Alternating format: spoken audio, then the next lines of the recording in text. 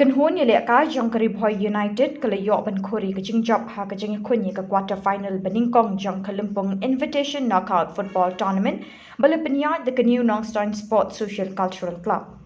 Ke jinglah jong Ribhoi United ban khuri ke tiga nam job ke Hadien bekalala ban Pynliem no ke kynhun ïalehkai jong Liangmai SA da arkol la shikol ha ke jingïakhun ke belalong mynta ke sngi ke tarik Kyllalyngkot ha ke madan jong ke shnong new Nongstion bat lyngba ke tiga jingjop ke Ribhoi United Kyllalyngkot ban Rung ke semi final jong ke tiga lympung.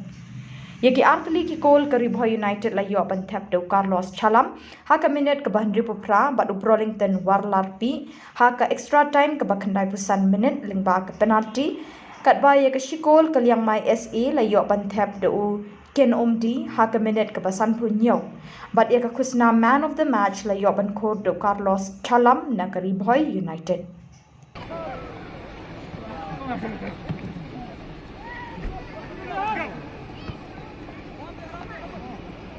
Oi, oke, segi ayo kalam tu dulu sini. Rim, kalau ciri.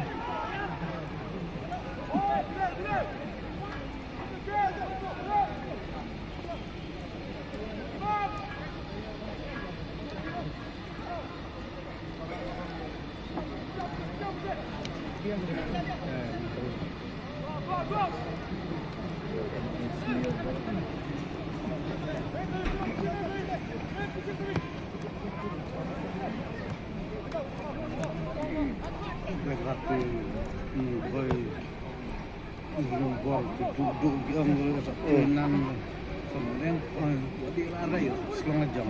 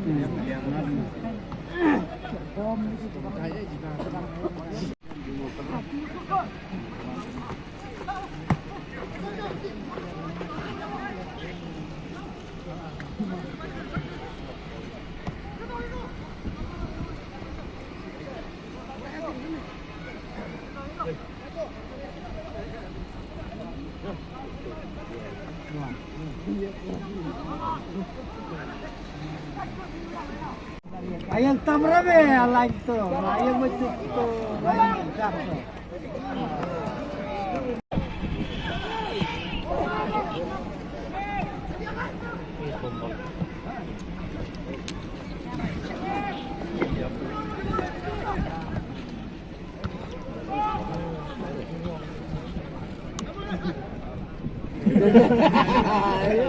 Betul. Lagi banget dah. Aduh.